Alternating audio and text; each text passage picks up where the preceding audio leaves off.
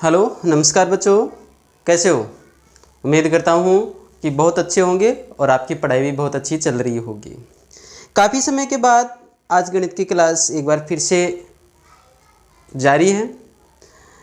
लंबे समय के बाद आपकी ये क्लास होगी और अभी तक हमने 8 प्रश्नावलियाँ हैं वो कंप्लीट कर ली। आज हम 9 की प्रश्नावली है वो कंप्लीट करने वाले हैं। बहुत अच्छी प्रश्नावली है, बहुत ही सरल प्रश्नावली है। देखिए, इस प्रश्नावली में हम ऊंचाई, पहाड़ों की ऊंचाई है, यानी जहां हम पहुंच नहीं सकते वहां इस गणित के माध्यम से, इस प्रश्नावली के माध्यम से पहुंच जाएंगे। वो कैसे? जैसे कहते हैं ना कि जहां नहीं पहुंचे रवि वहां पहुंचे कवि।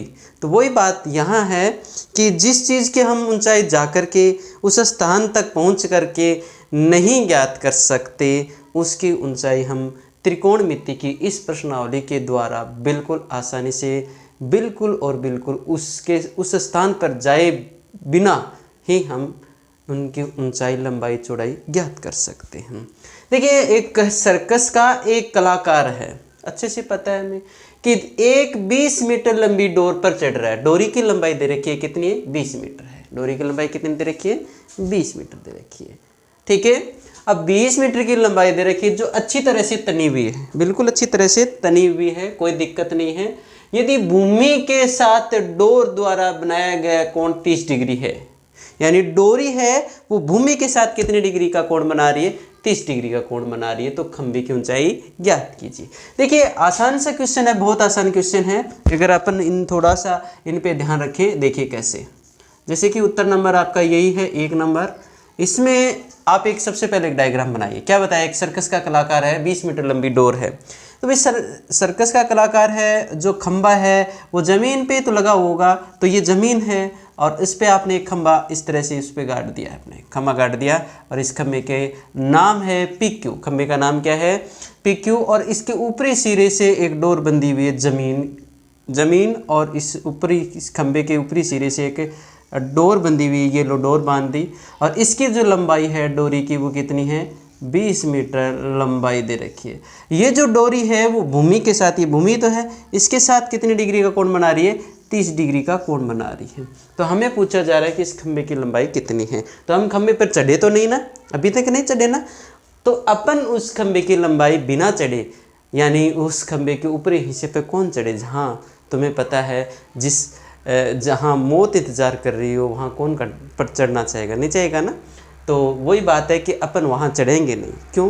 क्योंकि आपको गणित आती है, बहुत अच्छे से आप गणित पढ़ते हो, समझदार हो, इसलिए अपने दिमाग का इस्तेमाल करके आप क्या करोगे? वहाँ जाए बिना ही इसकी ऊंचाई ज्ञात कर लोगे। कि यहाँ आप लिख दो कि माना PQ और इसकी ऊंचाई मान लो कि h मीटर है। माना PQ बराबर h मीटर ऊंचाई का, h मीटर ऊंचाई का खंबा है, h मीटर ऊंचाई का खंबा है। ठीक है। डोर कौन सी भी? डोर का क्या नाम है? डोर का नाम है, यहाँ R दे दो तो ये QR, डोर QR द्वारा भूमि पर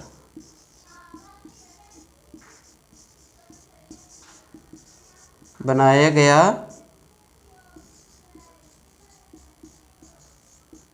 कोण कितनी डिग्री है? 30 डिग्री। ज्ञात क्या करना है हमें? ज्ञात करना है, क्या ज्ञात करना है? खंबे की ऊंचाई। खंबे की ऊंचाई हमें ज्ञात करनी है। समझ गए? हमने मान लिया कि PQ है, एक खंबा है और उसकी ऊंचाई कितनी है? h मीटर है। और ये जो डोरी है ना QR, इसने भूमि के साथ कितने डिग्री का कोण बनाया है? 30 डिग्री का कोण बनाया है। हमें पूछा जा रहा है कि ये खंबा कितना ऊंचा है। तो देखो यहाँ ये समकोण त्रिभुज बन गया है, क्योंकि कोई भी खंबा होता है वो जमीन के साथ कितने डिग्री का कोण बनाता है? 90 डिग्री का कोण बनाता है। नहीं सर, 90 डिग्री का कोण नहीं बनाता है। हमारे यहाँ तो बहुत सारे खंबे ऐसे हैं जो 90 डिग्री पे नहीं हैं, टेढ़े हैं। अरे भाई वो एक अलग बात है, जबकि होने चाहिए ना, वो ज़मीन के साथ 90 डिग्री का कोण बनाना चाहिए ताकि वो सुरक्षित रहें। ठीक है। तो देखिए यहाँ इस ये समकोण त्रिभुज में अपन देख रहे हैं कि ये समकोण यानी 90 डिग्री के सामने की भुजा ये है, तो इसको कर्ण कहते हैं। कर्ण का मान है हमारे पास, और पूछा किसका मान है, इस 30 डिग्री के सामने की भुजा को क्या कहते हैं, किसी भी कोण के अज्ञात कोण के सामने की भुजा को, इस भुजा को क्या कहते हैं, लंब कहते हैं। तो ये लंब हो गया और ये क्या हो गया, कर्ण हो गया। जिसमें से आपके पास लंब है नहीं, h मान रखा है, और कर्ण आपके पास कितना है, 20 मीटर है। तो एक ऐसा सूत्र लगाओ जिसमें क्या हो, लंब हो और कर्ण हो। तो ऐसे दो सूत्र हमारे पास, क्या क्या सूत्र, एक तो है साइन वाला, और जो सबको पता है आसानी से, सरल है। तो साइन थीटा बराबर क्या होता है, लंब बटे कर्ण, लंब बटे कर्ण, ये लगा दो। अब देखो इसमें मान रख दो, साइन के तो साइन रख दिए, थीटा कितना है, 30 डिग्री है, लंब सामने 30 के सामने की भुजा क्या है, h है, और कर्ण क्या है, 20 है। अब देखो साइन 30 का मान कितना है, 1/2 बराबर h बट्टे कितना होता है, 20। अब देखो ये 1/2 कहाँ से आ गया, बहुत सारे बच्चों को पता नहीं है, तो 8 की प्रश्नावली मैंने पढ़ाई हुई है बहुत अच्छे से, उसमें जाकर के आप देख सकते हैं, प्लेलिस्ट बना रखी है हमने, जितने भी गणित पढ़ा रखे उसका। अब देखो इनको वज्र गुणा कर लो, भाई ये बराबर के इधर भी भिन्न संख्या है, इधर भी भिन्न संख्या है, तो वज्र गुणा कर लो। 20 को हम 1 से गुणा करेंगे तो 20 आ जाएंगे, और 2 का h से गुणा करेंगे कितना हो जाएगा, 2h। या इस चीज़ को आप इस तरह से लिख दो, 2h बराबर कितने हो जाएंगे, 20 हो गया। h को यहीं रहने दो, 20 बट्टा कितना हो जाएगा, 2, क्योंकि h के गुणा में 2 था, इधर आके भाग में लग गया, तो h बराबर कितना आ गया रे, 10 मीटर। h बराबर कितना आ गया, 10 मीटर। h क्या माना था हमने, खंबा, तो अतः खंबे PQ की लंबाई, खंबे PQ की लंबाई कितनी हो गई, लंबाई h बराबर कितनी है, सॉरी 10 मीटर आई है, तो 10 मीटर। बस इतना सा आसान सा क्वेश्चन है, बहुत आसान क्वेश्चन है। ऐसे क्वेश्चन इस प्रश्नावली में हैं, ठीक है। आपको पहले ये आना चाहिए, फिर इससे थोड़ा सा भिन्न टाइप का आएगा, थोड़े थोड़े चेंज होते जाएंगे, जो हर सवाल में आपको ये चेक करना है कि इसमें और उसमें अंतर क्या था। अगर ये चीज़ हमें ध्यान रहेगी तो बिल्कुल हम स्टेप बाय स्टेप पढ़ेंगे तो बहुत अच्छे से आपको ये समझ में आ जाएगी प्रश्नावली, बहुत आसान प्रश्नावली है। चलते हैं बच्चों अगली कक्षा में तो जाना ही जाना है, अगले सवाल की ओर बढ़ लेते हैं। पहले सवाल की ओर बढ़ेंगे तभी तो अगली कक्षा में जाएंगे, तो बढ़ लेते हैं अगली कक्षा। सवाल नंबर 2 पे आ गई। सवाल नंबर 2 पहले सवाल से थोड़ा सा लंबा है, थोड़ा सा बड़ा है, लेकिन ध्यान करना बच्चों कि हर सवाल पीछे वाले सवाल से थोड़ा सा भिन्न आएगा, आपको उसको ध्यान से पढ़ना है, पढ़ने के बाद उसका डायग्राम बनाना है। जिस बच्चे ने ध्यान से पढ़ के रखे डायग्राम से ही बना लिया, उसका ये क्वेश्चन है वो गलत नहीं होगा, किसी भी हालत में गलत नहीं होगा। प्यारे बच्चों, आपको बहुत अच्छे से पता होगा कि आंधी आने से एक पेड़ टूट जाता है, कोई पेड़ था अभी टूट गया, मान लो कि उत्तर आप दे रहे हो 2 नंबर का, ये पेड़ है जो बहुत ऊंचा पेड़ है, और पेड़ है तो ज़मीन पक्की है, बिना ज़मीन पे तो ज़मीन पे पेड़ थोड़ी ना हो सकता है। ये पेड़ है PQ है, टूट गया तो आंधी आने से टूट जाता है, टूट गया।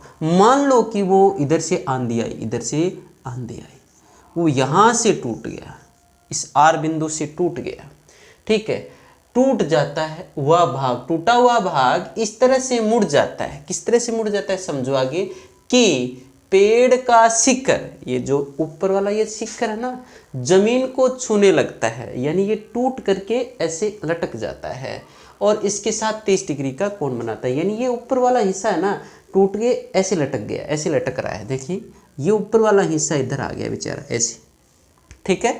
तो यहाँ तो नहीं रहा ना, पहले था, अब तो देखो अपने कल्पना मात्र कर सकते हैं कि वो ऐसे था, तो ये टूटा हुआ हिस्सा इधर आ गया। ये Q है तो मैं इसको Q डैश कह देता हूँ, कोई दिक्कत नहीं है ना। अच्छा आगे यार, जमीन के साथ ये कितने डिग्री का कोण बना रहा है, 30 डिग्री का कोण बना रहा है। आगे बढ़िए, पेड़ के पाद बिंदु की दूरी, पेड़ के पाद बिंदु की दूरी, पेड़ के पाद बिंदु की जो दूरी है, ये देखो पेड़ का पाद बिंदु P तो है, जहां पेड़ जमीन को छूता है, तो देखो जमीन को यहीं छू रहा है ना, ये तो जमीन है, तो ऊपर वाला हिस्सा लटक रहा है, वो लटकने वाला हिस्सा जमीन को यहाँ छू रहा है ना, की दूरी कितनी है, 8 मीटर है। यानी इस पेड़ की जो जड़ें हैं तना है, इस तने और ये जो टूटा हुआ हिस्सा है ना, इनके बीच ये जो दूरी है ना, ये दूरी कितनी बताई है? 8 मीटर बताई। ये कितनी बताई हुई है? 8 मीटर बताई है। पेड़ की ऊंचाई ज्ञात कीजिए, यानी अब नहीं, पहले कितना था, तो अब मानते हैं कि वो h मीटर था और पहले वो ऊपर यहाँ से लेकर यहाँ x था, तो टोटल कितना हो गया? वो x प्लस h। ये लंबाई हमें पूछिए भाई। ये टुकड़ा तो h है ही वर्तमान में अभी, पहले ये ऊपर वाला इतना और था, तो ये दोनों कुल मिला के कितने हो गए? h प्लस x, यानी ये हमें पेड़ की लंबाई पूछी है। जब ये x है तो ये कितना कोई बता सकता है क्या? बिल्कुल सोचिए x ही होगा, क्योंकि ऊपर वाला ये हिस्सा टूट के यहाँ आया है। कोई दिक्कत नहीं है ना, यानी हमें ये ऊंचाई चाहिए और हमें ये ऊंचाई चाहिए। पेड़ है तो माना जाता है कि वो ज़मीन के साथ 90 डिग्री का कोण बना रहा होगा, तो हमें h का मान चाहिए, हमें x का मान चाहिए, फिर दोनों को जोड़ देंगे, टोटल लंबाई आ जाएगी। तो फिर क्या करें? ये जो समकोण त्रिभुज है, क्या नाम इसका? PQ डैश R में, PQ डैश R में। आ रही बात समझ में? तो देखो ये h, यानी ये जो 30 डिग्री का कोण है, इसके सामने की भुजा कितनी है? क्या कहलाती है? कितनी नहीं, क्या कहलाती है? लंब कहलाती है। और ये क्या है? इस 30 डिग्री से जुड़ी हुई भुजा ना, ये क्या कहलाता है? आधार। तो हम एक ऐसा सूत्र लगाएंगे जिसमें लंब हो और आधार हो। तो ऐसे दो सूत्र हैं, कौन कौन से? एक तो लंब बट्टे आधार बराबर टेन थीटा, और एक आधार बटे लंब बराबर कोट थीटा। दो सूत्र हैं, उन दोनों सूत्रों में कोई भी एक सूत्र लगा सकते हैं। चलो सबसे पहले हम लगा रहे हैं L बट्टा A बराबर क्या होता है? Tan theta. ये लगा देते हैं। लगा दिया। तो इसका लंब बताओ कितना? h है, और आधार कितना है? 8 है। ये लो 10। थीटा कितना है? 30 डिग्री। ये लो 30 डिग्री। h बट्टे 8। 30 डिग्री का मान कितना होता है? 1/√3। वज्र गुणा कर लो इनको, तो h को √3 से किया तो कितने आ गए? h√3, और 8 को 1 से गुणा किया, कितने हो गए? 8। ठीक है, अब हमें h का मान चाहिए था, h यहीं रहने दो, 8 बट्टा, ये देखो h के गुणा में क्या? √3, जो RHS में जाके भाग में लग गया।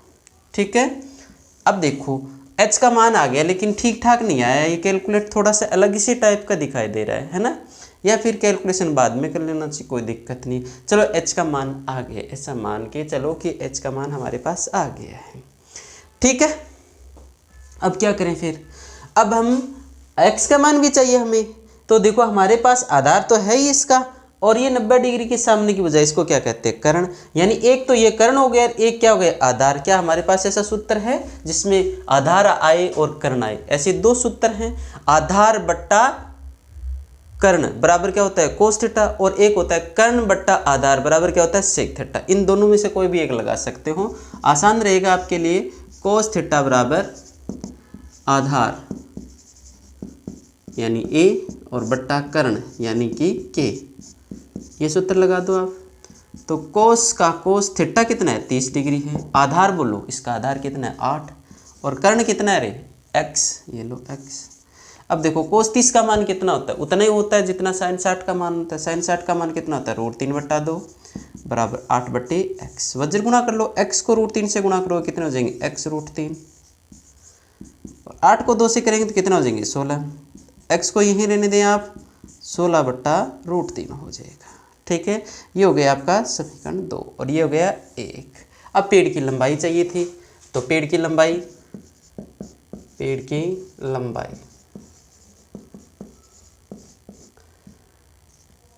क्या? x प्लस h ही तो है। x का मान हमारे पास कितना आया हुआ है? x का मान हमारे पास 16/√3 आया है। ये लो 16/√3, और h का मान हमारे पास कितना है? 8/√3 है। अब इनका लघुत्तम ले लेंगे, √3 आ जाएगा। √3 में √3 का भाग एक बार गए, एक को 16 से गुणा किया तो 16 आ गया, प्लस √3 में √3 का भाग एक बार गए, एक को 8 से किया तो 8 आ गया। 16 8 कितने हो गए? 24 बट्टा में कितना? √3। ये भी उत्तर है। अब इस √3 को भी हटा सकते हैं, वो कैसे? 24/√3 है।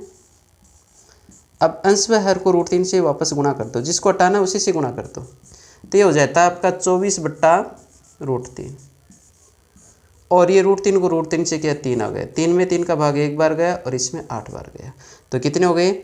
8√3 मीटर। पेड़ कितना ऊंचा था? 8√3 मीटर। और इसे भी सरल कर सकते हैं, कैसे? 8 के 8 √3 का मान होता है 1.732, 732, इसे भी अपन गुणा कर सकते हैं। करिए गुणा, कितने हो गए, 8 दूनी 16, 1, 24 1 25, 2 और ये कितने 7 से गुणा 7, 7 8 56 हो गया ना, और 56 हासिल के 2 थे 58, ठीक है, 5 हो गए, 8 5 कितने हो गए 13, ठीक है। ये लोग कितने के बाद पॉइंट लगेगा 3, तो 13 पॉइंट समथिंग समथिंग यानी 14 मीटर के आसपास उनकी ऊंचाई थी पेड़ की। ये भी आपके उत्तर थे सही, और ये भी आपके उत्तर हैं बिल्कुल सही, कोई दिक्कत नहीं है, क्योंकि कैलकुलेशन करोगे तो पॉइंटों में उत्तर इस तरह से आ जाएंगे आपके। अच्छा, मैं ये बताने वाला था आपको ये पता होना चाहिए, जैसे कि अब आपको ये पता होना चाहिए कि यहाँ ठीक है 30 डिग्री आ गया क्योंकि ये 30 डिग्री था, लेकिन ये कहाँ से आ गया ये पता होना चाहिए, क्योंकि आपको पता होगा कि cos 30 बराबर √3/2 होता है, ठीक है, ऐसा पता होना चाहिए। जैसे कि ये देखो, यहाँ tan 30 की जगह बटा √3 आ गया, तो tan 30 का मान कितना होता है, tan 30 का मान कितना होता है, ये लो tan 30 बराबर 1/√3 होता है, कोई दिक्कत नहीं है। इस तरह से आपका ये दूसरा सवाल कंप्लीट होता है। उम्मीद करता हूँ बच्चों कि आपको ये समझ में आया होगा, और बाकी रहे सवाल हम अगले वीडियो में करेंगे। अभी थोड़ा टाइम कम है, तो अगले वीडियो में हम हो सकता है कि बहुत सारे सवाल करें, और तब तक के लिए सबको नमस्कार, जय हिंद, जय भारत, पढ़ते रहिए, बढ़ते रहिए, थैंक यू।